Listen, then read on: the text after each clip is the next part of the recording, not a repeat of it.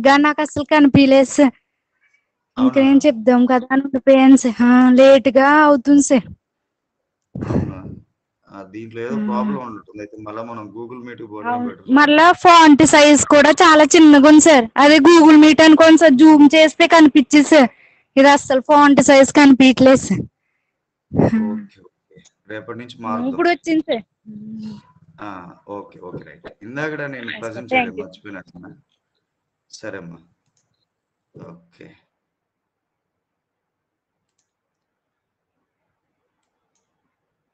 ఒక్క నిమిషం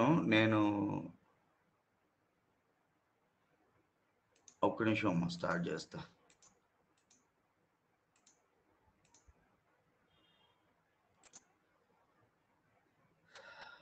ఈరోజు ఏదో కొంచెం డిస్టర్బెన్స్ ఉంది.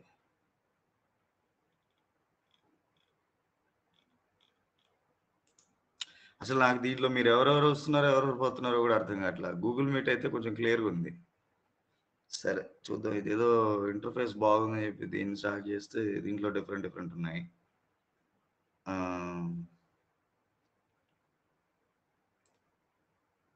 ఇప్పుడు ఓకే కదమ్మా, కనిపిస్తుంది వినిపిస్తుంది కదా. ఇప్పుడు నేను ప్రజెంట్ చేస్తున్నా, మీకు ఇంకా ప్రజెంట్ చేయాల. ఓకే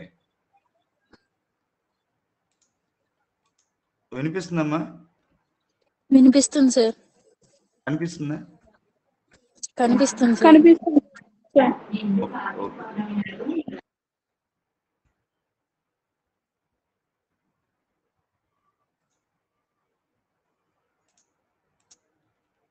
సరే. ఇక్కడ మొత్తము దీంట్లో వచ్చేటప్పటికి ఒక 7 మెటల్ కార్బనైల్స్ గురించి డీటెయిల్డ్గా డిస్కస్ చేస్తాడనమాట.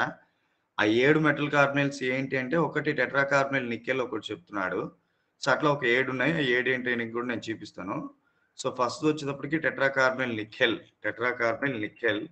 ఆ తర్వాత టెట్రా కార్బనైల్ నికెల్. ఆ తర్వాత సెకండ్ వన్ వచ్చేటప్పటికి penta carbonyl iron second one అండి. First tetra carbonyl nickel, second penta carbonyl nickel penta carbonyl iron. Third one వచ్చేటప్పటికి హెక్సా కార్బనైల్ క్రోమియం అండి. Third one. ఆ తర్వాత ఫోర్త్ వన్ వచ్చేటప్పటికి మీకు డైమాంగనీస్ డెకా కార్బనైల్ Mn2CO10 అండి. Mn2CO10. ఆ తర్వాత ఫిఫ్త్ వన్ వచ్చేటప్పటికి మీకు మళ్ళీ ఫిఫ్త్ వన్ ఒకటి ఉంది. డైకోబాల్ట్ ఆక్టా కార్బనైల్ డైకోబాల్ట్ ఇచ్చాడండి. CO2CO8 fifth one. CO2CO8. ఆ తర్వాత సిక్స్త్ వన్ వచ్చేటప్పటికి సార్ చెప్పండి అమ్మ చెప్పండి. సార్ స్క్రీన్ రావట్లేదు సార్. స్క్రీన్ రావట్లేదమ్మా? లేదు సార్. అనుష వస్తుందా రావట్లేదా? రావట్లేదు సార్. ఇది టెక్స్ట్ బుక్ రావట్లేదు sir. You are presenting your screen to everyone అని ఉంది సార్, కానీ రావట్లేదు సార్.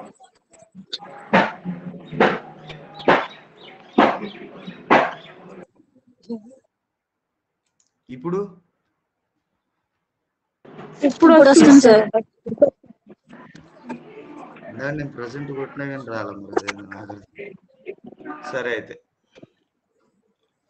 ఆరోది వచ్చి డైఐరన్ ఈనేన్ కార్బనైల్ Fe2C19 అండి. తర్వాత ఏడోది వచ్చేటప్పటికి ట్రైఐరన్ డోడాకా కార్బనైల్ Fe2CO12 అనమాట. మొత్తం 7 మెటల్ కార్బనైల్స్ ఇచ్చాడు. 7 మెటల్ కార్బనైల్కి సంబంధించి కొన్ని ఆస్పెక్ట్స్ ఇచ్చున్నాడు. ప్రతి మెటల్ కార్బనైల్కి సంబంధించి ఆయన ఆస్పెక్ట్స్ ఏవైతే ఉన్నాయో వాటి గురించి ఎక్స్ప్లెయిన్ చేస్తున్నాడు అనమాట. ఆయన ఒక మెటల్ కార్బనైల్ తీసుకొని ఆ మెటల్ కార్బనైల్కి సంబంధించి ఆయన ఏ ఆస్పెక్ట్స్ ఎక్స్ప్లెయిన్ చేస్తున్నాడు అనేది కనుక మీరు ఒకసారి చూసుకున్నట్లయితే, ఫస్ట్ది ఒక మెటల్ కార్బనైల్ ఇచ్చినప్పుడు ఆ మెటల్ కార్బనైల్కి సంబంధించినటువంటి ప్రిపరేషన్ మెథడ్స్ చెప్పున్నాడు. తర్వాత ఆ మెటల్ కార్బనైల్కి సంబంధించిన ప్రాపర్టీస్, యూజెస్, దానికి సంబంధించినటువంటి స్ట్రక్చర్ అండ్ బాండింగ్, మొత్తము ఈ విషయాలు. స్ట్రక్చర్ అండ్ బాండింగ్ ఒక విషయము, యూజెస్ ఒకటి, 2 ప్రాపర్టీస్, ప్రిపరేషన్ మెథడ్స్ 4. అంటే ప్రతి దానికి సంబంధించి ప్రాపర్టీస్ ఒకటి, ప్రిపరేషన్ మెథడ్స్ ఒకటి, ప్రాపర్టీస్ ఒకటి, 2, యూజెస్ ఒకటి, 3, స్ట్రక్చర్ బాండింగ్ లేకపోతే స్ట్రక్చర్ ఒకటి, బాండింగ్ ఒకటి, 4 లేదా 5 విషయాలు చెప్తున్నాడు. అవి ఏంటి అనేది మనం ఒకసారి ఇప్పుడు చూద్దాం. సో టెట్రాకార్బైల్ NiCO4 ప్రిపరేషన్ మెథడ్ చూస్తే 4 ప్రిపరేషన్ మెథడ్స్ ఇచ్చాడండి ఇక్కడ మళ్ళా. ఆ 4 ప్రిపరేషన్ మెథడ్స్లో ఫస్ట్ ప్రిపరేషన్ మెథడ్ వచ్చేటప్పటికి డైరెక్ట్ కాంబినేషన్ మెథడ్ అనమాట. So passing CO over finely divided nickel at 60 degrees అండి.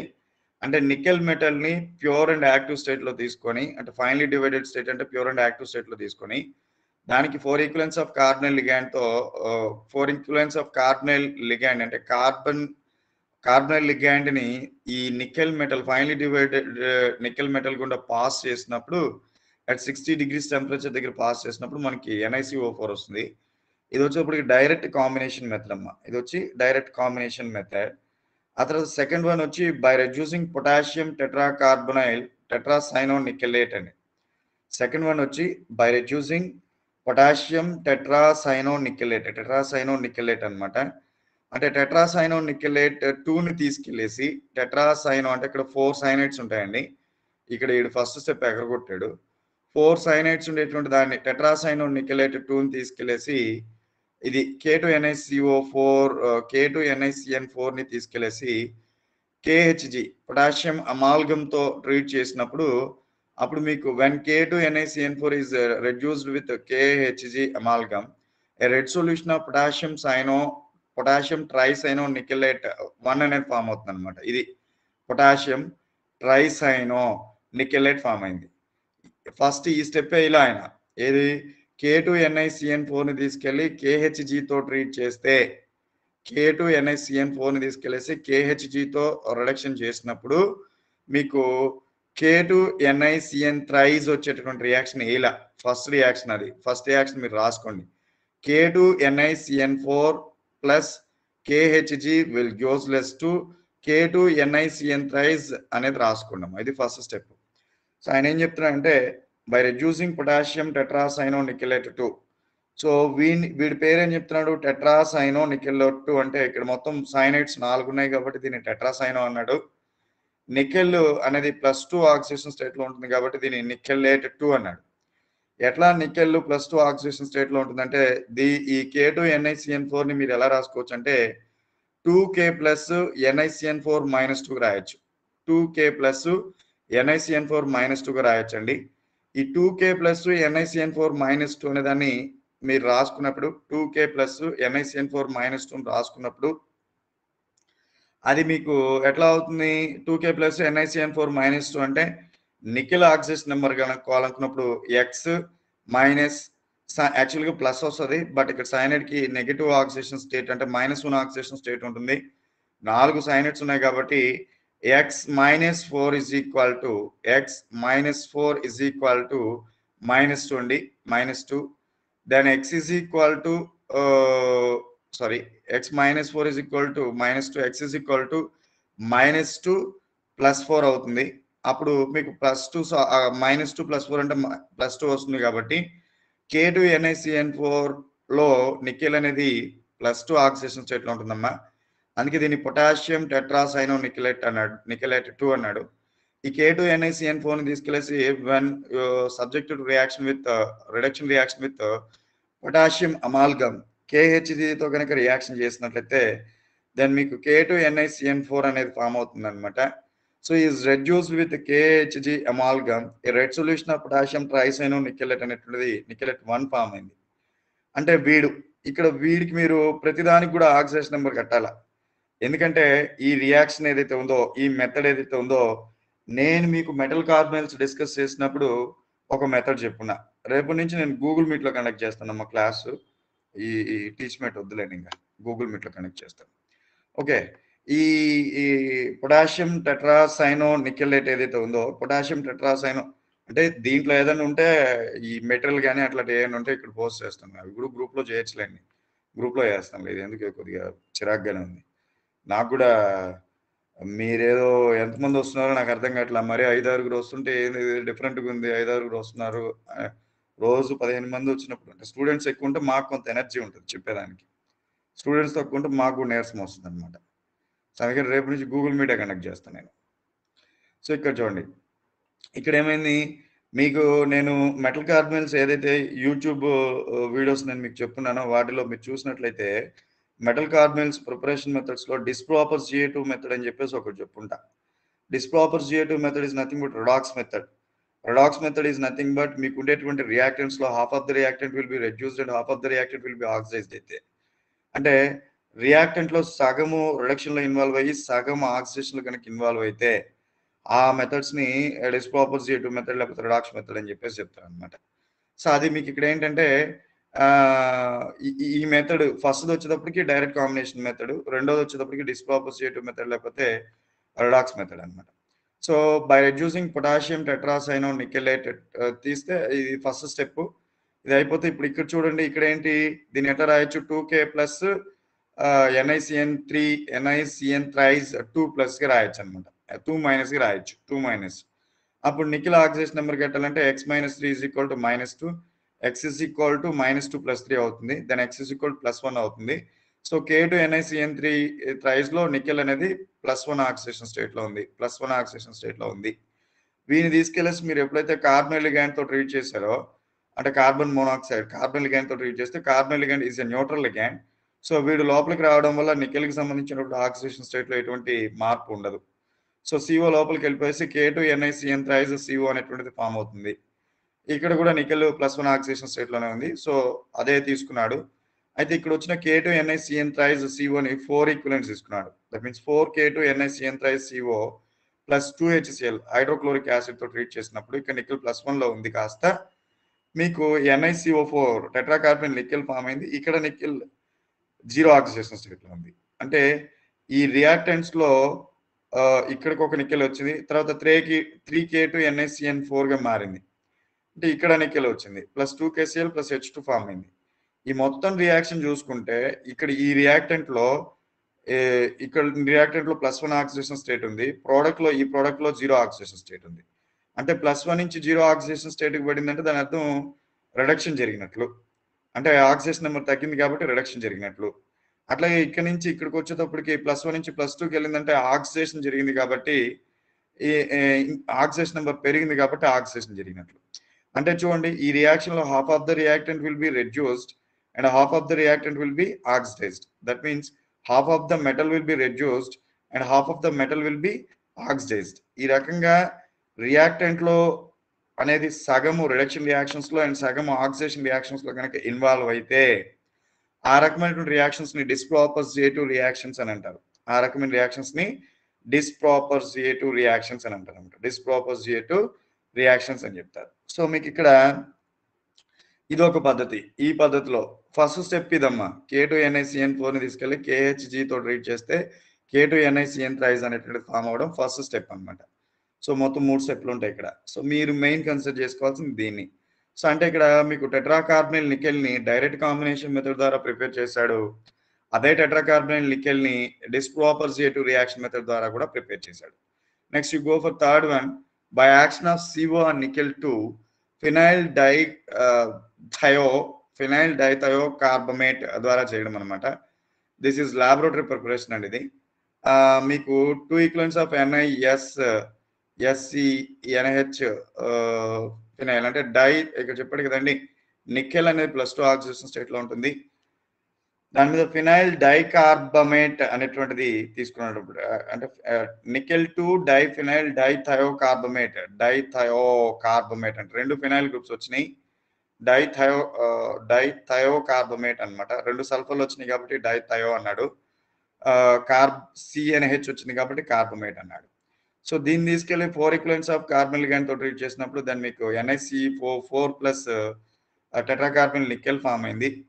సో ఇక్కడ నికెల్ +2 ఆక్సిడేషన్ స్టేట్ లో ఉంది, కాస్త ఇక్కడ వచ్చేటప్పటికి నికెల్ 0 ఆక్సిడేషన్ స్టేట్ ఇవ్వబడిందంటే ఆక్సిడేషన్ నెంబర్ ఏమైందండి, ఇక్కడ నుంచి ఇక్కడికి మీకు ఆక్సిడేషన్ నెంబర్ అనేది తగ్గింది, అంటే రిడక్షన్ రియాక్షన్ జరిగింది. ఇక్కడ +2 ఆక్సిడేషన్ స్టేట్ లో ఉన్న నికెల్ ఇక్కడికి వచ్చేటప్పటికి +4 ఆక్సిడేషన్ స్టేట్ లోకి వెళ్ళిందంటే ఆక్సిడేషన్ నెంబర్ పెరిగింది, అంటే ఆక్సిడేషన్ జరిగింది. అంటే ఇక్కడ మొత్తం మీద రియాక్టెంట్ లో half of the reactant will be reduced and half of the reactant will be oxidised కాబట్టి ఇది కూడా మీకు రిడాక్స్ రియాక్షన్ లేకపోతే డిస్ప్రాపర్ GA2 రియాక్షన్ కి ఎగ్జాంపుల్ గా చెప్పొచ్చు. ఈ 2 మెథడ్స్ కూడా బాగా 3 మెథడ్స్ బాగా ప్రాక్టీస్ చేయండి. ఏం లేదు, ఇది ఎగ్జామినేషన్ లో ఎక్కడైనా ప్రిపరేషన్ డైరెక్ట్ గా ఇచ్చినప్పుడు మనం వాటిని ఐడెంటిఫై చేయాల్సినటువంటి అవసరం ఉంటుంది అనమాట. తర్వాత 4th మెథడ్ వచ్చేటప్పటికి by passing CO through an alkaline suspension of NiCN twice or NiS. అంటే by passing CO through an alkaline suspension of NiCN twice, NiCN twice గుండా by passing CO పంపించినట్లయితే NiCN twice గుండా 4 equivalents of carbon ligand పంపిస్తే then NiCO4 plus C2N2 అనేటువంటిది బయటికి పోయిందండి. తర్వాత nickel sulphide తీసుకెళ్లి 4 equivalent of carbon ligand తో treat చేసినప్పుడు కూడా NiCO4 ప్లస్ సల్ఫర్ అనేది బయటికి పోతా ఉంది. సో ఇది ఒక ప్రిపరేషన్ మెథడ్. సో మొత్తం మీద టెట్రా కార్బన్ నికెల్ ని ప్రిపేర్ చేసుకునే దానికి 4 మెథడ్స్ వచ్చినాయి. ఆ తర్వాత ప్రాపర్టీస్ కనుక చూస్తే, so it is a colourless liquid. మీకు తెలుసు మెటల్ కార్బన్స్ అన్నిటికీ కొన్ని జనరల్ ప్రాపర్టీస్ చదువుకున్నారు. మెటల్ కార్బన్స్ అన్నిటికీ ఉన్న జనరల్ ప్రాపర్టీస్ చదువుకున్నప్పుడు టెట్రా కార్బన్ నికెల్ కి కొన్ని ప్రత్యేకతలు ఉన్నాయి. ఐ మీన్ కొన్ని అబ్నార్మాలిటీస్ ఉంటాయి అన్నమాట. అవి ఏంటి అనేది చూద్దాం.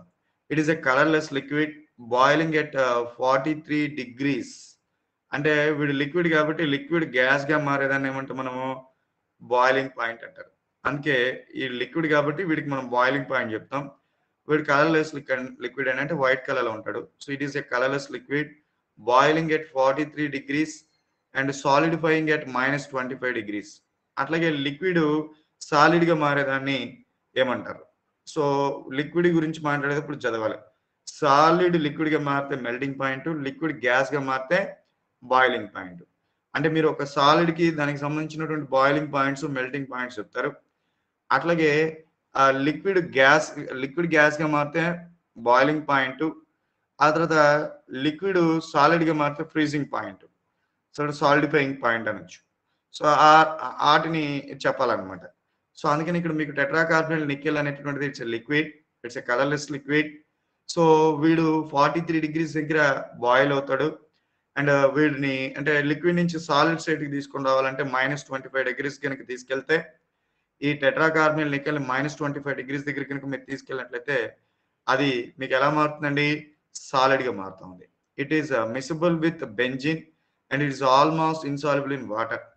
నేను ఆల్రెడీ మాట్లాడుకోవడం మనం టెట్రా మెటల్ కార్బన్స్ అన్ని కూడా ఆ కోవలెంట్ నేచర్ లో ఉంటాయి కాబట్టి ఈ కోవలెంట్ నేచర్ లో ఉండేటటువంటి అన్ని కూడా మీకు ఆర్గానిక్ సాల్వెంట్స్ లేకపోతే నాన్ పోలార్ సాల్వెంట్స్ లో సాల్యుబుల్ అవుతాయి. ఇన్ఆర్గానిక్ సాల్వెంట్స్ లేకపోతే పోలార్ సాల్వెంట్స్ లో అవ్వవు అని చెప్పేసి మాట్లాడుకున్నాం. ఆ క్రమంలోనే it is miscible with benzene. Benzene is an organic solvent. Organic solvent అయినటువంటి బెంజిన్ లో వీడు సాల్యుబుల్ అవుతున్నాడు. And it is almost insoluble in water. Water లో దాదాపుగా సాల్యుబుల్ అవ్వట్లేదు. Nickel carbon is highly poisonous అంట. టెట్రా కార్బన్ నికెల్ అనేటువంటిది విషపూరిత స్వభావం కలిగి ఉంటుంది, లేదా హైలీ పాయిజనస్ అని చెప్పాడు. పాయిజనస్ అంటే దాని అర్థము ఏదో దాన్ని తీసుకుంటే మనిషికి ప్రాణాంతకం వస్తేనే అది పాయిజన్ కాదండి దాని అర్థము.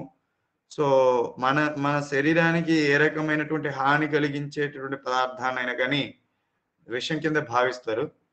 ఆ క్రమంలోనే టెట్రా కార్బన్ నికెల్ అనేటువంటిది ఏదో ఒక రకంగా హాని కలిగిస్తూ ఉంది కాబట్టి టెట్రా కార్బన్ నికెల్ అనేటువంటిది విషపూరిత స్వభావాన్ని కలిగి ఉందని చెప్పి చెప్తున్నాడు అనమాట. So tetra carbon nickel is highly poisonous. It is a colourless liquid.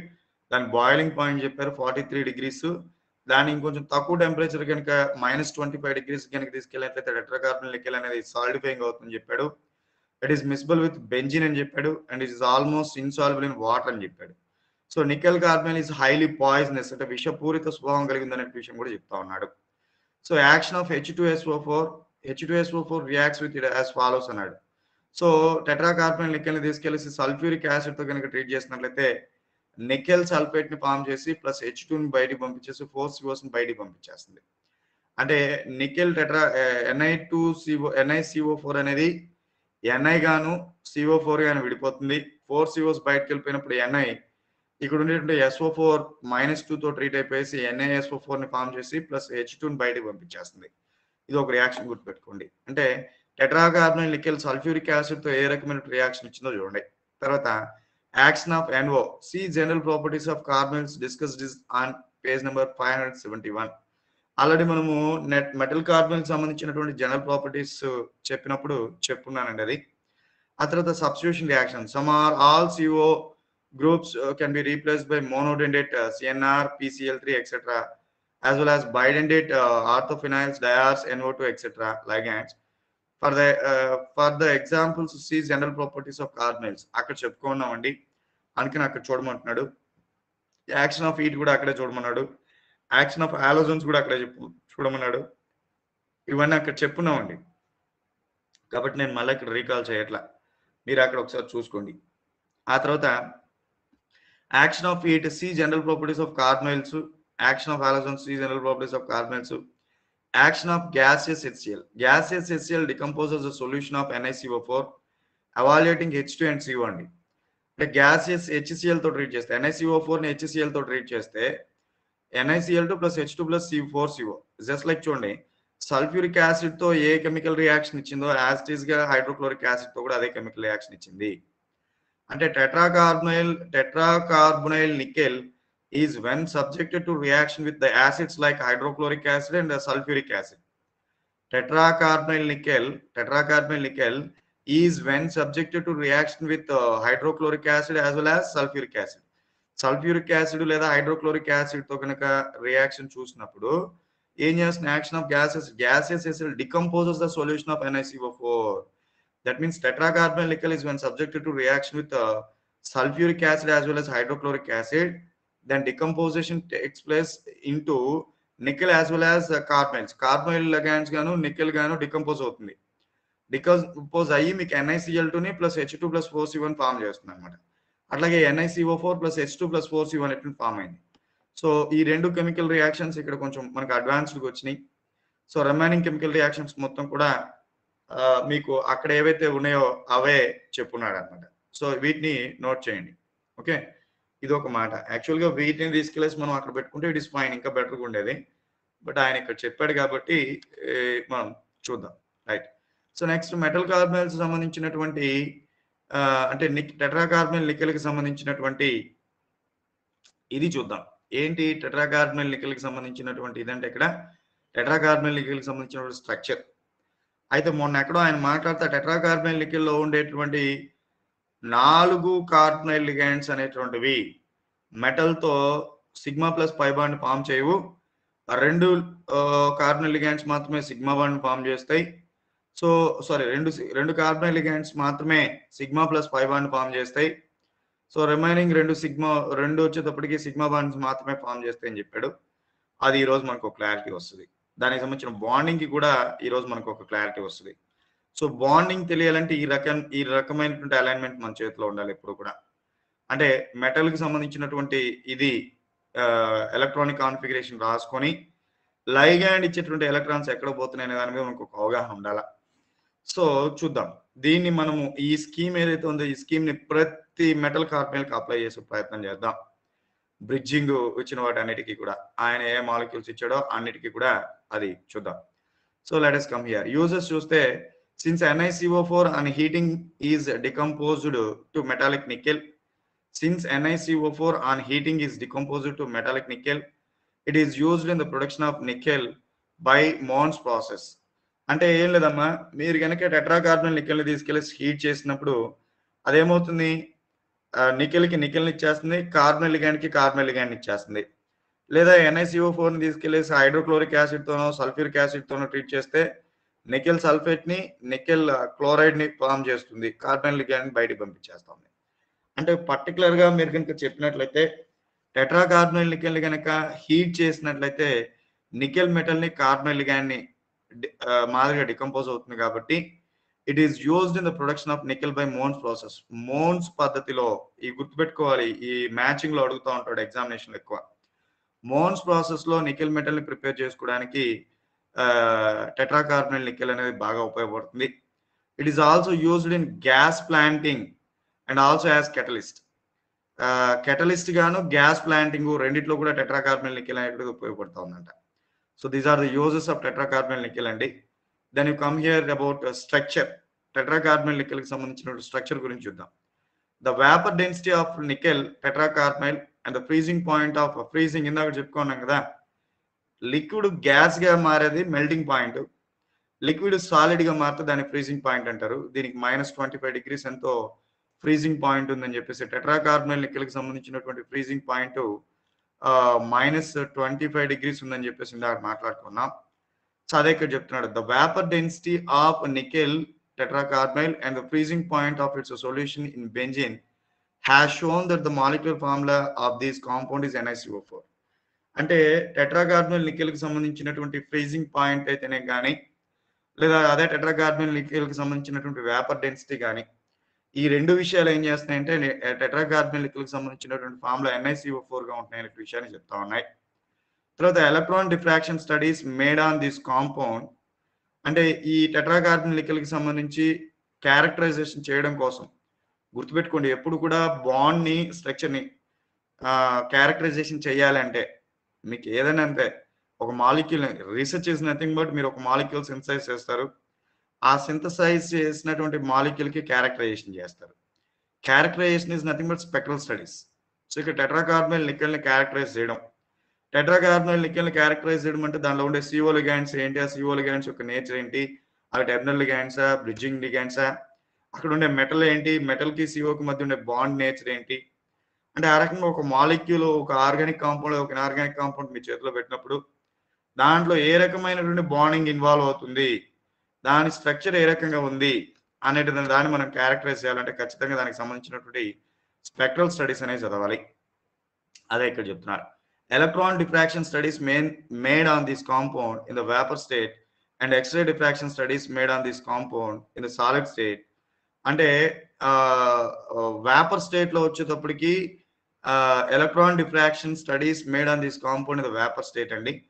అంటే లిక్విడ్ గ్యాస్ గా మారిపోయిన తర్వాత ఎలక్ట్రాన్ డిఫ్రాక్షన్ స్టడీస్ అనేవి పనిచేస్తా ఉన్నాయి. అట్లాగే X-ray diffraction studies made on this compound in the solid state, liquid freeze అయిపోయిన తర్వాత సాలిడ్ గా మారిన తర్వాత ఎక్స్రే డిఫ్రాక్షన్ స్టడీస్ అనేవి పనిచేస్తా ఉన్నాయి. దీన్ని బట్టి మనకు ఒక విషయం అర్థమవుతా ఉంది, ఎక్స్రే డిఫ్రాక్షన్ స్పెక్ట్రోస్కోపీ అనేటువంటిది సాలిడ్స్ మీద పనిచేస్తుంది, అట్లాగే ఎలక్ట్రాన్ డిఫ్రాక్షన్ స్పెక్ట్రోస్కోపీ అనేటువంటిది గ్యాసెస్ మీద పనిచేస్తుంది అనే విషయం అర్థమవుతుంది. చూడండి, electron diffraction studies made on this compound in the vapour state and X-ray diffraction studies made on this compound in the solid state have shown that NiCO4 molecule has tetrahedral shape. ఆ రెండు కూడా మీకు ఏం చెప్తున్నాయి, electron diffraction studies కానీ లేకపోతే x ray diffraction studies కానీ ఏం చెప్తా ఉన్నాయి, NiCO4 కి solid state NiCO4 structure. So have shown that NiCO4 molecule has tetrahedral shape ఉంటుందని, with NiCO linear units. So అంటే NiCO టెర్మినల్ కార్బనల్స్ ఉంటాయని చెప్పేసి చెప్తా ఉన్నాడు. The nickel carbon bond length in this molecule has been found to be equal to 1.50 angstrom units, which is shorter by 0.32 angstrom units in comparison to NiC single bond అంట. Nickel కి carbon కి మధ్య ఉండేటువంటి single bond తో పోలిస్తే nickel carbons లో nickel కి carbon కి మధ్య ఉండేటువంటి బాండ్ లెంత్ 0.32 angstrom units అని తగ్గిందంట. అంటే దాని అర్థం నికెల్ కి కార్బన్ కి మధ్య ఉండేటువంటి బాండ్ లెంత్ 1.82 angstrom units. జార్జునమ్మా, నికెల్ కి ఫ్రీ కార్బన్ కి ఉండేటువంటి బాండ్ లెంత్ వచ్చేటప్పటికి 1.82 angstrom units. బట్ నికెల్ ఎప్పుడైతే నికెల్ కార్బొనైల్ లెగాండ్ లో ఉండేటువంటి ఆ కార్బన్ ఆక్సిజన్ కి మధ్య ఉండేటువంటి బాండ్ లెంత్, అంటే నికెల్ తో కోఆర్డినేట్ అయినటువంటి కార్బన్ ఆక్సిజన్ లో ఉండే కార్బన్ కి నికెల్ కి మధ్యన బాండ్ లెంత్ 1.50 angstrom units అంటే 0.32 angstrom units తగ్గింది. ఎవరికంటే కూడా తగ్గింది, నికెల్ కార్బన్ కంటే కూడా నికెల్ CO లో ఉండే నికెల్ కార్బన్ బాండ్ లెంత్ తగ్గిందంట.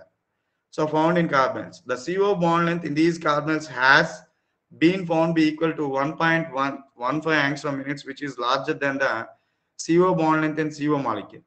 ఫ్రీ CO లో బాండ్ లెంత్ 1.128 angstrom units ఉంటే నికెల్ కోఆర్డినేటెడ్ CO లో బాండ్ లెంత్ అనేది 1.15 angstrom units వచ్చిందంట.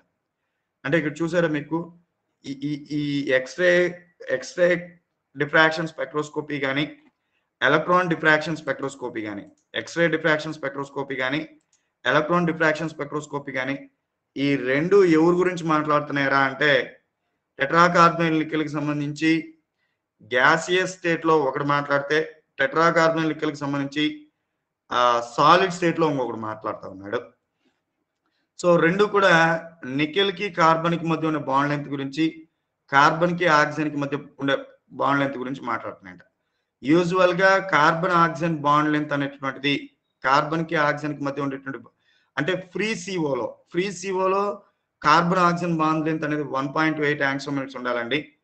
కానీ ఎప్పుడైతే నికెల్ తో కోఆర్డినేట్ అయినటువంటి సిఓలో సినర్జిక్ ఇంటరాక్షన్స్ అనేవి జరుగుతాయి, I mean sigma bond formation, pi bond formation అనేది జరుగుతూ ఉంది కాబట్టి బాండ్ లెంత్ అనేటువంటిది 1.128 యాంగ్స్ట్రోమ్ నుంచి 1.15 యాంగ్స్ట్రోమ్ పడిపోయింది.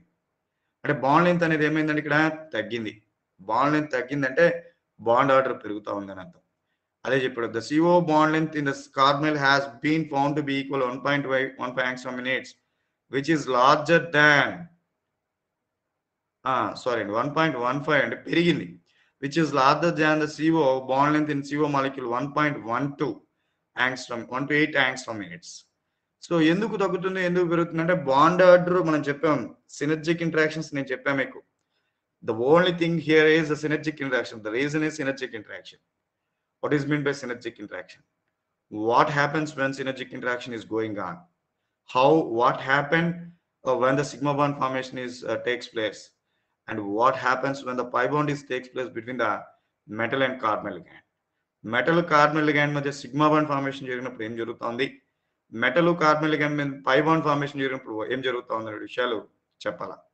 So tetrahedral shape of nickel NiCO4 results from sp3 hybridization of nickel atom. Since NiCO4 molecule is diamagnetic, all the 10 electrons present in the valence shell of nickel atom.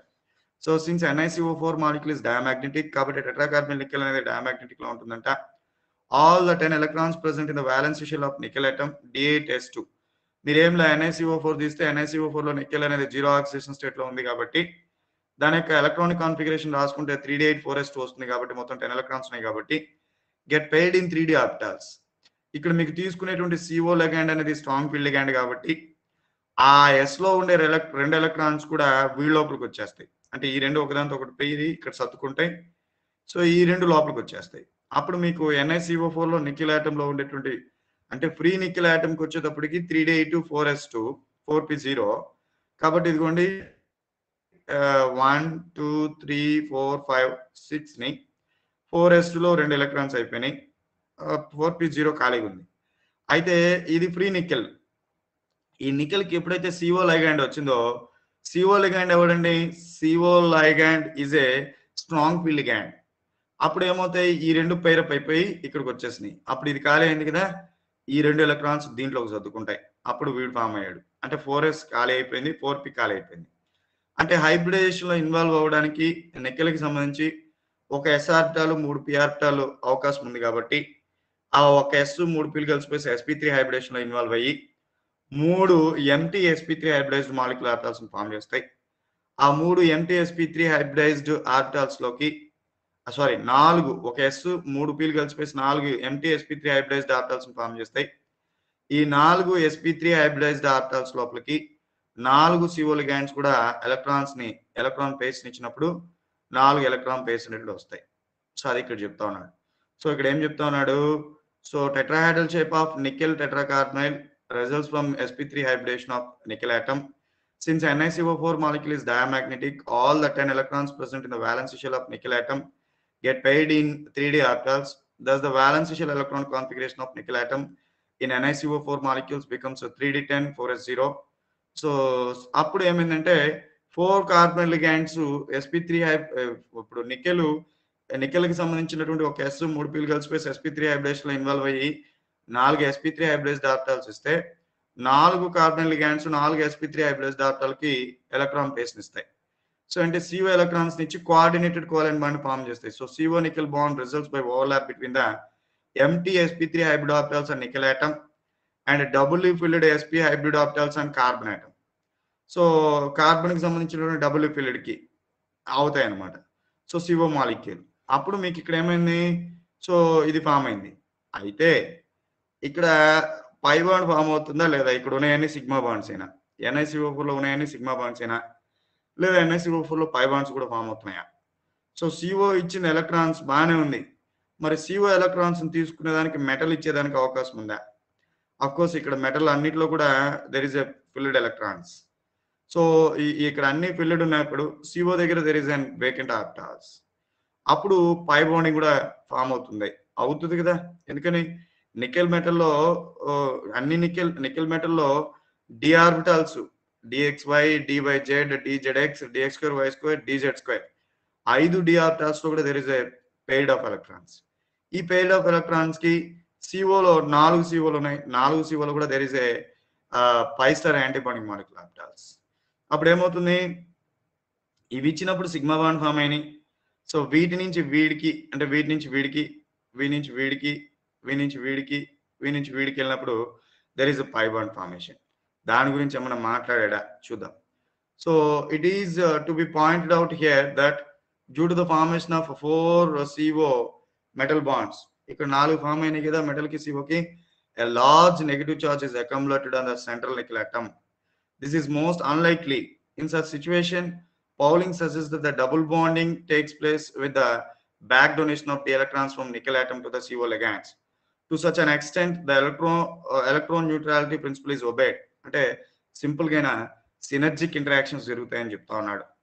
అంటే ఎప్పుడైతే ఈ 4 carbon ligands nickel మీద, ఇప్పుడు చూడండి actual గా నికెల్లో 10 electron density ఉంది. అంటే nickel మీద ఉండేటువంటి నెగటివ్ ఛార్జ్ ఎంత?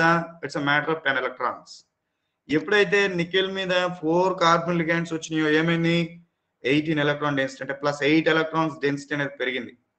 It's a matter of 18 electron density. That means where the 10 electron density and where the 18 electron density, you have to compare. Then tetracarbon nickel మీద ఛార్జ్ పెరిగిపోయింది, negative charge పెరిగిపోయింది, metal మీద charge పెరిగిపోయింది, carbonyl మీద positive charge పెరిగిపోయింది. అంటే ఇది neutralise అవ్వాలా.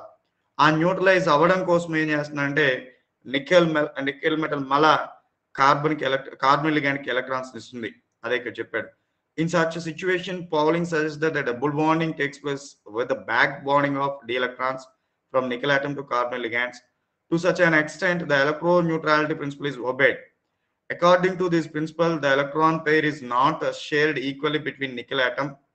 అంటే ఈ ఎలక్ట్రాన్ న్యూట్రాలిటీ ప్రిన్సిపల్ ప్రకారము ఎలక్ట్రాన్ పేర్స్ అనేటువంటి shared equally between, not shared equally, అంటే ఎలక్ట్రాన్ పేర్స్ అనేవి ఈక్వల్ గా పంచుకోబడవు nickel atom and carbon atoms of CO ligands, but is attracted more strongly by carbon atom, which prevents the accumulation of negative charge on nickel atom and is in keeping with the greater electronegativity of carbon atom compared to nickel atom. So nickel కంటే కూడా carbon యొక్క electronegativity అనే దాన్ని ఎక్కువగా దృష్టిలో పెట్టుకొని nickel దగ్గర ఉన్నటువంటి ఎలక్ట్రాన్స్ మొత్తాన్ని కూడా కార్బన్ తన వైపు లాగేసుకుంటుంది అని చెప్పాడు.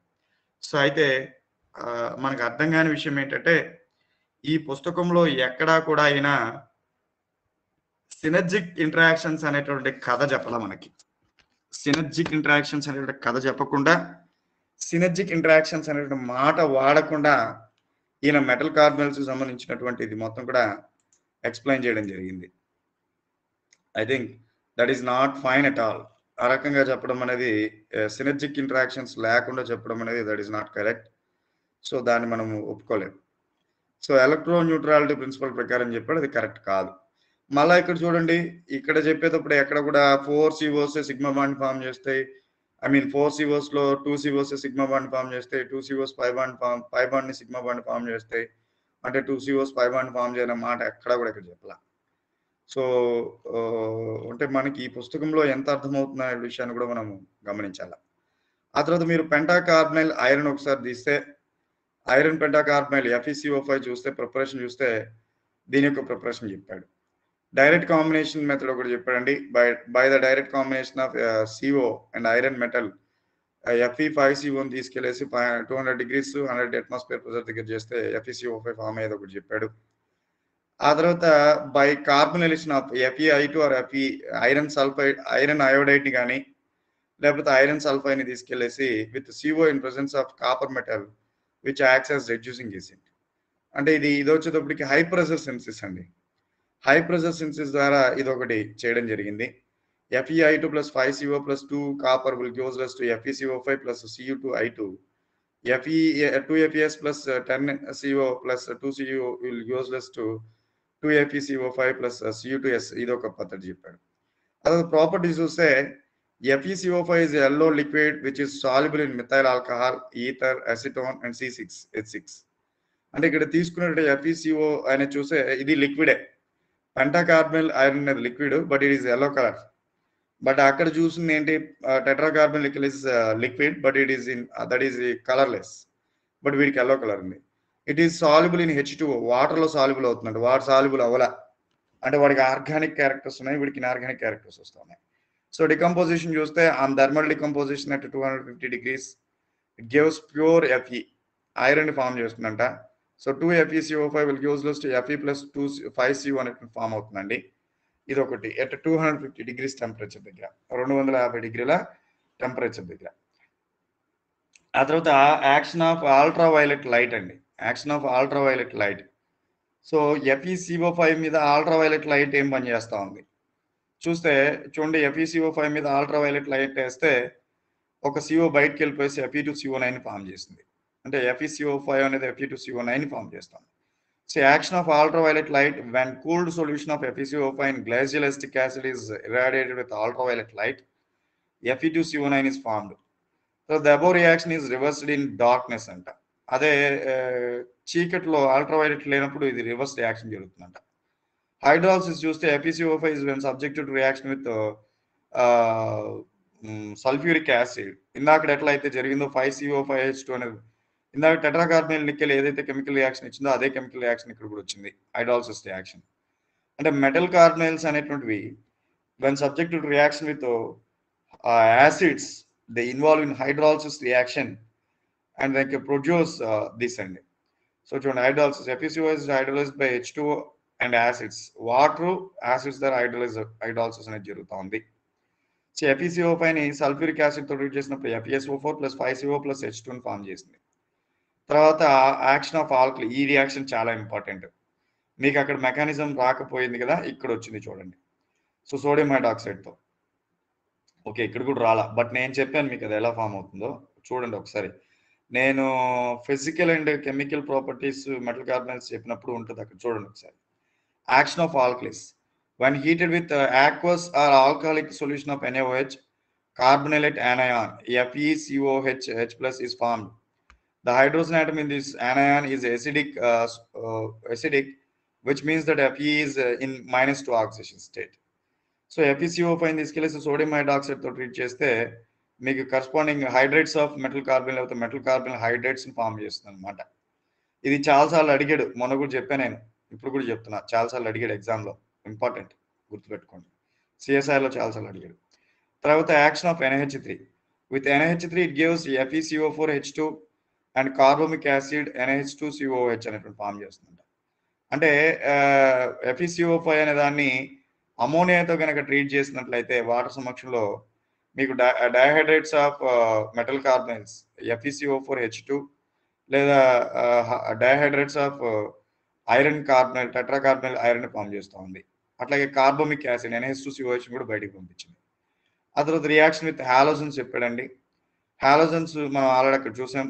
ఒక X2 అనేది ఒక COకి ఈక్వల్ కాబట్టి FeCO5 నుంచి ఒక CO బయటికి పోయి X2 వెళ్ళి లోపలికి వచ్చినప్పుడు FeCO4 X2 ప్లస్ CO బయటికి పోతుంది. సో రియాక్షన్ విత్ హాలోజన్స్ చూస్తే it reacts with halogens in non aqueous solvents to form the stable tetracarbonyl halides FeCO4 X2 అనేది ఫామ్ అవుతుంది. The velocities of these reactions follows the order iodine, bromine, chlorine. A halogens తో fast గా reaction ఇస్తుందంటే first iodine తొందరగా వెళ్ళిపోతుంది, ఎక్కువ reactions ఇస్తుందంట. ఆ తర్వాత bromine, ఆ తర్వాత క్లోరిన్ అని చెప్పాడు. ఆ తర్వాత reacts with ethylene diamine. Ethylene diamine తో ఏ రకమైన కెమికల్ రియాక్షన్స్ ఇస్తుంది FeCO5 అనేది చూసినప్పుడు. So reaction with ethylene diamine and pyridine. So when FeCO5 reacts with ethylene diamine En, an addition product FeCO5 En is formed. Pyridine reacts with it to give FePy6 and Fe4CO12 అనేది దాన్ని form చేస్తుంది. అంటే ఎవరితో ఏ రకమైన chemical reactions ఇస్తుంది అనేది చూసినప్పుడు FeCO5 అనేది ఇథిలిన్ డయామిన్ తో ఎడిషన్ రియాక్షన్స్ ఇచ్చిందండి. అంటే ఇథిలిన్ డయామిన్ వెళ్ళి లోపలికి వచ్చింది, నాట్ సబ్స్టిట్యూషన్. బట్ అదే FeCO5 ని pyridine తో చేసినప్పుడు it can gives a mix of compound. 12 COs బయటకు వేసి FePy6 Fe4CO13 ఫామ్ అయింది. 5 ఈక్వలెంట్స్ ఆఫ్ FeCO5 ని 6 ఈక్వలెంట్స్ ఆఫ్ pyridine తో ట్రీట్ చేసినప్పుడు. తర్వాత reaction with NO substitution reaction తెలుసు మనకి. In carbonyl nitrosyls FeCO2 NO2 is formed when FeCO5 reacts with NO at 95 degrees centigrade. పెంటాకార్బనైల్ iron ని తీసుకెళ్లేసి 2 equivalence of nitrogen తో 95 degrees దగ్గర చేసినప్పుడు 2 నైట్రోజన్స్ అంటే 2 6 ఎలక్ట్రాన్స్, అప్పుడు 3 CO బయటకు వెళ్ళిపోయేసి FeCO twice NO2 అనేటువంటి ఫామ్ అవుతా ఉంది. సో ఆ తర్వాత ఇక్కడ 3 CO బయటకు పోయినాయి కాబట్టి 2 CO ఉంటాయి కాబట్టి FeCO twice NO twice plus 3 CO. So action on metallic and non metallic halides, metallic halides non metallic halides మీద దీని యొక్క యాక్షన్ ఏ రకంగా ఉందనేటువంటిది చెప్పాడు. FeCO5 అనేది metallic halides non metallic halides ని ఏం చేస్తా ఉందంటే చూడండి, CCl4 carbon tetrachloride, థైనల్ chloride, SnCl4 SbCl5 CuCl2 తో FeCO5 రియాక్ట్ చేసినప్పుడు FeCl2 అనేటువంటి ఫామ్ అవుతా ఉంది, లేదా FeCO4 Cl2 అనేటువంటి ఫామ్ అవుతా ఉంది. అన్నిట్లో కూడా చూడండి FeCl2 FeCO4 Cl2 FeCO4 Cl2. బయటికి C2Cl6 plus 5CO, SO2 plus 5CO, SnCl2 plus CO, SbCl3 plus CO అనేటువంటి బయటికి పోతా ఉంది. ఈ రకంగా రియాక్ట్స్ విత్ హ్యాలైడ్స్ తో ఏ రకమైన రియాక్షన్స్ ఇచ్చింది. when FeCO4 reacts with the halides like CCl4, SOCl2, SnCl4, SbCl5, CuCl2 are carbonyl halides, Fe2 are formed. ఇది చెప్పాడు. అంటే ఐరన్ +2 ఆక్సిడేషన్, 0 నుంచి +2 ఆక్సిడేషన్ స్టేట్ ఇవ్వండి అంటే ఐరన్ ఆక్సిడేషన్ రియాక్షన్ లో ఇన్వాల్వ్ అవుతుందని చెప్తున్నాడు. తర్వాత when FeCO5 reacts with WCl6 and MOCl6, all the CO groups present in FeCO5 being labeled or replaced by Cl atoms. In this reaction, FeCO5 acts as a dehalogenating and carbonating agent. Reductive carbonylation జరుగుతుంది. Oxidation state of Fe is increased from 0 to +2. So reductive oxidation జరిగిందమ్మా. Already ఈ reaction కూడా మనం అక్కడ చెప్పుకున్నాం. So ఇక్కడ MCO6 లో metal +6 oxidation state లో ఉంటే, ఇక్కడ MCl6 లో మెటల్ +6 ఆక్సిడేషన్ స్టేట్ లో ఉంటే, MCO6 లో మెటల్ అనేటువంటిది 0 ఆక్సిడేషన్ స్టేట్ లో ఉంది. +6 నుంచి 0కి పడిపోయిందంటే రిడక్షన్ జరిగినట్లు అనమాట. ఇది ఒకటి. ఆ తర్వాత action of air, when FeCO5 is burned in air, Fe2O3 is obtained. సో పెంటాకార్బనైల్ ఐరన్ ని O2 తో బర్న్ చేస్తే Fe2O3 plus 20 CO అనేది బయటికి పోతుందంట. So that is about the physical properties of pentacarbonyl iron. Next you come here structure. So same structure చూస్తే the vapour density and freezing point decomposition of iron pentacarbonyl in C6H6 solution shows that the molecular formula of this compound is FeCO5. అంటే పెంటాకార్బనైల్ iron కి సంబంధించినటువంటి molecular ఫార్ములాని vapour density, freezing point depression అట్లాగే vapour density అనేటువంటి 2 విషయాలు benzene లో దీన్ని study చేసినప్పుడు వాళ్ళకి తెలిసిన విషయం ఏంటంటే పెంటాకార్బనైల్ ఐరన్ కి సంబంధించినటువంటి స్ట్రక్చర్ ఈ రకంగా ఉంటుందని చెప్పాడు. తర్వాత electron diffraction, Raman and infrared studies of this compound have shown that FeCO molecule has a trigonal bipyramidal shape. అంటే దీనికి ట్రైగోనల్ బైపోలార్ జియోమెట్రీ ఉంటుంది అనే విషయాన్ని ఎలక్ట్రాన్ డిఫ్రాక్షన్ స్పెక్ట్రోస్కోపీ ఒకటి, రామన్ అండ్ ఇన్ఫ్రారెడ్ స్టడీస్ 2 చెప్పినాయి అంట. ఆ తర్వాత electron diffraction study of FeCO5 in the vapor state has shown that FeC axial bond, FeC basal bond lengths are equal to 1.797 angstrom minutes and 1.842 angstrom minutes అంట. అంటే మీకు తెలుసు trigonal bipyramidal జియోమెట్రీలో వీటిని వచ్చేటప్పటికి equatorial bonds అంటారని, ఈ trigonal panel లో ఉండే వాటిని ఈక్విటోరియల్ బాండ్స్ లేకపోతే బేసల్ బాండ్స్ అంటారని, వీటిని వచ్చేటప్పటికి యాక్సియల్ లేకపోతే ఎపికల్ బాండ్స్ అంటారని చెప్పాడు అనమాట. అదే చెప్తా ఉన్నాడు. సో ఏం చెప్తున్నాడు, ఎలక్ట్రాన్ డిఫ్రాక్షన్ అండ్ రామను అయా స్పెక్ట్రల్ స్టడీస్ ఏం చెప్తా ఉన్నాయంటే దీంట్లో ట్రైగోనల్ బైపిరమిడల్ షేప్ ఉంటుందని, ఆ electron diffraction study of FeCO5 in the vapor state has shown that FeC axial bond and FeC basal bonds అంట. యాక్సియల్ బాండ్స్ యొక్క బాండ్ లెంత్ ఏమో 1.79 angstrom minutes ఉందంట. యాక్సియల్ బాండ్ లెంత్ ఎక్కువ అండి. Basal bonds అంటే equatorial bond length వచ్చేటప్పుడు 1.842 angstrom minutes అంట. అంటే యాక్సియల్ బాండ్ లెంత్ తక్కువ 1.797, యాక్సియల్ బాండ్ లెంత్ తక్కువ, ఈక్విటోరియల్ బాండ్ లెంత్ ఎక్కువ. గుర్తుపెట్టుకోండి, పెంటాకార్బనైల్ ఐరన్ లో equatorial bond length 1.842 angstrom minutes ఎక్కువ, axial bond length 1.797 angstrom minutes అనేది తక్కువ అని చెప్పాడు.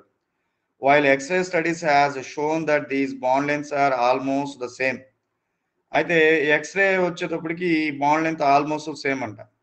That means trigonal bipolar shape of FeCO5 results from DsP3 hybridization of iron atom. So as usual మళ్ళీ మామూలుగా చెప్తున్నాడు, ఐరన్ FeCO5 లో ఐరన్ అనేది 0 ఆక్సిడేషన్ స్టేట్ లో ఉంది.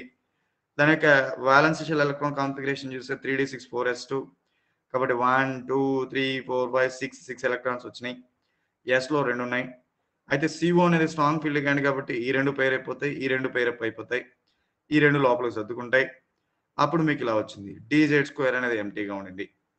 సో ఆ తర్వాత ఇంకెన్ని 1 2 3 4 ఇది ఒక 3 ఇది ఒకటి 4 ఒకటి 5 ఖాళీగా ఉన్నాయి కాబట్టి ఒక D ఒక S 3 Pలు మొత్తం 5 ఒక D ఒక S 3 Pలు మొత్తం 5 కలిసిపోయి DsP3 హైబ్రిడేషన్ లో ఇన్వాల్వ్ అయ్యి 5 DsP3 ఎంటీ ఆర్టాల్స్ ఫామ్ చేస్తాయి. And this molecule iron is in 0 oxidation state. And since FeCO5 is diamagnetic, all the 8 electrons in the valence shell of iron atom get paired in 3d orbitals. Thus the valence shell configuration of iron atom in FeCO5 becomes 3d8 4s0. So iron sigma bond results by the overlap between empty DsP3 hybrid orbitals on iron atom and doubly filled sp hybrid orbitals on carbon atom in CO molecule అని చెప్పాడు. Of course ఇందాక as it is గా చెప్పినట్టే ఈ CO అనేది 8 electron density ఇచ్చినప్పుడు FeCO5 లో iron మీద ఎలక్ట్రాన్ డెన్సిటీ పెరిగినప్పుడు, నెగిటివ్ ఛార్జ్ పెరిగినప్పుడు అది ఆ నెగిటివ్ ఛార్జ్ని బరాయించలేదు కాబట్టి ఎలక్ట్రో న్యూట్రాలిటీ ప్రిన్సిపల్ జరిగి మళ్ళీ మీకు బయటకు వస్తుంది, మళ్ళీ బ్యాక్ బాండింగ్ అనేది జరుగుతుందని చెప్తాడు. అది కూడా ఇక్కడ మీరు నోట్ చేసుకోవాల్సిన విషయం. సో ఆ రకంగా మీకు ఇక్కడ ఉండేటువంటి మొత్తం 7లో 2 చూసామండి, FeCO5 ఒకటి, NiCO4 ఒకటి. సో ఇంకా మీకు క్రోమియం హెక్సాకార్బనైల్ ఉంది, అంటే హెక్సాకార్బనైల్ క్రోమియం ఒకటి ఉంది, ఇంకొక 4 ఉన్నాయి. హెక్సాకార్బనైల్ క్రోమియం ఒకటి, Mn2CO10 ఒకటి, హెక్సాకార్బనైల్ క్రోమియం Mn2CO10. వీటిలో కూడా Mn2CO10 లో ఇక్కడ బ్రిడ్జింగ్ లేదండి, ఎక్కడ కూడా బ్రిడ్జింగ్ లేదు. హెక్సాకార్బనైల్ క్రోమియం బ్రిడ్జింగ్ ఉండేది ఏదైనా ఒకటి ఎక్స్ప్లెయిన్ చేస్తే ఆయన మనకి తర్వాత ఫ్రీ అవుతుంది యాక్చువల్గా. అది Fe2CO2CO8 చెప్పాడు. CO2CO8 లో కూడా అఫ్ కోర్స్ ఇక్కడ బ్రిడ్జింగ్ ఉంది. మరి దీనికి బాండింగ్ ఏమైనా ఎక్స్ప్లెయిన్ చేసాడేమో. ఇక్కడ వచ్చింది CO2CO8 లో బ్రిడ్జింగ్ ఎట్లా వచ్చింది అంటే మెటల్ బాండ్స్ వచ్చినాయి, బ్రిడ్జింగ్ కూడా తెలియాలి మనకి. ఇది చూద్దాం ఎట్లా ఇలా బ్రిడ్జింగ్ లో ఇన్వాల్వ్ అవుతాయి. ఇట్లాంటివి చూస్తే మనకి ఇంకా బెటర్గా ఉంటుంది అనమాట. అంటే 2 బాండింగ్ ఇచ్చాడు, ఇదొకటి ఇదొకటి, ఏమేమి బాండింగ్ ఇచ్చాడు చూద్దాం. CO2CO8, ఇంకొకటి Fe3CO12. ఇది ఇంపార్టెంట్. దీని స్ట్రక్చరు, దీన్ని ఆయన కనుక హైబ్రిడేషన్ పరంగా చెప్పుకుంటే సూపర్ అసలు. ఐ మీన్ ఎలక్ట్రానిక్ కాన్ఫిగరేషన్ రాసి ఎలక్ట్రానిక్ కాన్ఫిగరేషన్ ప్రకారం కనుక చెప్పుకుంటే సూపర్. బట్ ఆడ అట్లా చెప్పాడా చెప్పలేదా ఇక్కడ అనేది దట్ ఈస్ డిఫరెంట్ థింగ్. ఇక్కడ నుంచి ఐ థింక్ ఇక్కడ ఆ డిస్కషన్ రాలేదట్టుంది, దాని పరంగా చెప్పలా, చెప్పుంటే చూద్దాం. రైట్, నేను ఈరోజు ఇక్కడికి క్లోజ్ చేస్తున్నానండి క్లాసు. కొంత డిస్టర్బెన్స్ ఫస్ట్లోనే ఏదో డిస్టర్బెన్స్ క్రియేట్ అయింది. సో NiCO4 FeCO5 రెండు ఒకసారి చూసుకోండి. మెయిన్ ఇక్కడ ఒకటేనమ్మా, మనకి స్ట్రక్చర్ బాండింగ్ ఈజీగానే చెప్పగలుగుతాం, కానీ మనకున్న ఒకటే ప్రాబ్లం ఏంటంటే వీడు ప్రాబ్లం. మనకి ఇక్కడున్న ప్రాబ్లం ఏంటంటే అది ప్రాపర్టీస్ గుర్తుపెట్టుకోవడం డిఫికల్ట్ టాస్క్. ఆ ప్రాపర్టీస్ గుర్తుపెట్టుకోవాలంటే ఎక్కువ ప్రాక్టీస్ చేయాలన్నమాట, ఎక్కువ ప్రాక్టీస్ చేయాలి. సో రేపు కంటిన్యూ చేస్తాను నేను. మ్యాక్సిమం రేపు నుంచి 7కి తీసుకుంటానమ్మా ఇది. మరి నాకు మీకేం టైం ఏమన్నా డిస్టర్బెన్స్ ఉందా? ఎక్కువ మంది వస్తున్నట్టు కనపడట్లేదు నాకు, 9 మెంబర్స్ వస్తున్నారు. టైం ఏమైనా డిస్టర్బెన్స్ ఉందమ్మా? 6కి ఓకేనా? 7కి పెట్టినా? 7కి పెట్టండి సార్. 7కి పెట్టినా? అవును సార్. అదే చాలా మంది కొంచెం రెగ్యులర్గా 20 స్టూడెంట్స్ వచ్చేవాళ్ళు, నాకు 9 స్టూడెంట్స్ అంటే నాకే డిఫరెంట్గా ఉంది. ఎక్కువ మంది ఉంటే మాకు కొంత ఎనర్జీ ఉంటుంది చెప్పేదానికి. సో కాబట్టి నేను రేపటి నుంచి టైమింగ్స్ మారుస్తాను. అట్ ద సేమ్ టైం నేను గూగుల్ మీట్లోనే చెప్తాను. బట్ ఇక్కడ రికార్డ్ ఆప్షన్ ఉందని ఇక్కడికి వచ్చాము. నా దగ్గర స్క్రీన్ రికార్డర్ ఉందిలేండి, నేను దాంతో రికార్డ్ చేసి పెడతాను. ఎందుకు మీరు రెగ్యులర్గా అటెండ్ అయితే మీకు ఆ బాధ ఏం లేదు కదా, మళ్ళీ వినాల్సిన పని ఏం లేదు. ఇప్పుడు దీనివల్ల ఏంటంటే అక్కడ రికార్డ్ అయి పడుతుంది కానీ మళ్ళీ రేపు వినొచ్చులో ఈ పూట అయినా పోయినా అనే ఫీలింగ్ వస్తుంది మీకు. సరే, ఏదేమైనా నేను ప్రస్తుతానికి ఇక్కడ క్లోజ్ చేస్తున్నానమ్మా. రేపు కంటిన్యూ చేస్తాను. ఇంకా 5 ఉన్నాయి. 5 మేబీ రేపు ఎల్లుండిలో కంప్లీట్ అయిపోతుంది. అంటే ఈ బుక్ రేపు ఎల్లుండిలో కంప్లీట్ అయిపోద్దండి. సో నెక్స్ట్ ఇంకో బుక్ పోదాం. ఈ బుక్లో కొంత మనకి కొన్ని ఎక్స్ట్రా పాయింట్స్ వస్తాయి, కొంత బెటర్ ఎక్స్ప్లెనేషన్. ప్రతి బుక్కి అంతేనండి. అల్టిమేట్గా 80% లేదా ఒక 70%, 70-80% మీకు నేను ఇచ్చేసా ఆల్రెడీ. ఆ రిమైన్ 20-30 పోకూడదు. అంటే 70% బిట్ చేయడానికి అవసరమైన నాలెడ్జ్ మొత్తం ఇచ్చేసా. ఆ 20-30% బయటికి పోకూడదు అంటే మీకు ఇప్పుడు మనం ఇది చేయాలి. ఇది చేస్తే 20-30% కూడా మీకు బయటకు పోదు అనమాట. అందుకని సో రేపటి నుంచి నేను క్లాస్ టైమింగ్స్ అంటే ఎక్కువసేపు తీసుకోలేండి. ఏంటంటే మరీ 9 వరకు తీసుకుంటే మీకు కొద్దిగా ఇబ్బందిగా ఉంటున్నట్టుంది. 7 to 8:30, బట్ 7 అంటే 7 షార్ప్ స్టార్ట్ చేస్తాం. మీరు 7 కల్లా వచ్చేయండి. మళ్ళీ నేను వచ్చి ఒక 5 నిమిషాలు 10 నిమిషాలు మీకోసం వెయిట్ చేసి పని పెట్టకుండా 7 కల్లా వచ్చేయండి. సో 8-8:30 అంటే గంటన్నర మంచిగానే నడుస్తుంది, ఎక్కువనే కవర్ అవుతుంది. అదే బెస్ట్ లేండి. గూగుల్ మీట్లోనే చేస్తాను. ఇదేదో డిఫరెంట్ ఎక్స్పీరియన్స్ ఉన్నట్టుంది. సో ఓకే మా రైట్. సో రేపు కలుద్దాం. అయితే ఈ టీచ్ మీట్ అనేది జస్ట్ నోటిఫికేషన్స్ వాటికి పెట్టుకుందాం. యాప్ ఎట్లా ఉపయోగపడుతుందో మీకు వచ్చేదానికి, జస్ట్ లైక్ వాట్సాప్ గ్రూప్ మాదిరిగా. సరే, మీరు ఇంకా ప్రస్తుతానికి లీవ్ అవ్వచ్చు. Okay sir. ఓకే మరి, గుడ్ నైట్.